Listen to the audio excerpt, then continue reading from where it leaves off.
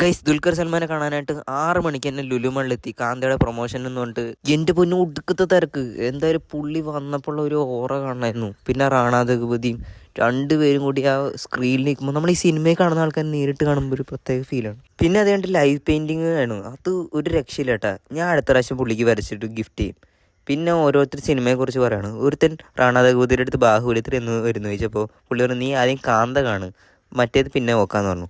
പിന്നെ സമുദ്രകന്യയുടെ സ്പീച്ച് പുള്ളിനെ അറിയാലോ, വേറെ ലെവലിൽ നടനാണ്. ഒപ്പത്തിൻ്റെ കാര്യമൊക്കെ പറയണ്ടായിരുന്നു അന്ന് അഭിനയിച്ചതൊക്കെ. പിന്നെ കിങ്ഡത്തിൽ അഭിനയിച്ച ഭാഗ്യശ്രീയാണ്. DK ആയിട്ട് വർക്ക് ചെയ്തപ്പോൾ ഏറ്റവും നല്ല എക്സ്പീരിയൻസ് ആയിരുന്നു. ഇനിയും മലയാളത്തിൽ ഒരുപാട് ആക്ടേഴ്സായിട്ട് വർക്ക് ചെയ്യണം എന്നൊക്കെയാണ് അവർ പറഞ്ഞത്. പിന്നെ DQ അയാം ഗെയിമിനെ കുറിച്ച് പറയണ്ടായിരുന്നു. ലോകയുടെ സെക്കൻഡ് പാർട്ട് സൗബിനായിട്ടുള്ള പടം നമ്മൾ ഭയങ്കര വെയിറ്റിംഗ് ആണ്. എന്തായാലും കാന്ത പുള്ളിയുടെ ഒരു 1.5 പുള്ളിയായിരിക്കും എന്നറിയാം. പിന്നെ സെൽഫിയൊക്കെ എടുത്തു. ഈ സിനിമാടന്മാർ ഈ സെൽഫി എടുക്കുന്ന ഒരു ഐക്കണിക് സാധനമാണ്. അപ്പോൾ എന്തായാലും ഇങ്ങനത്തെ കിടിലൻ വീഡിയോസ് ആണെങ്കിൽ എൻ്റെ അക്കൗണ്ട് ഫോളോ ചെയ്യുക. ബൈ ബൈ, നാളെ കാണാം.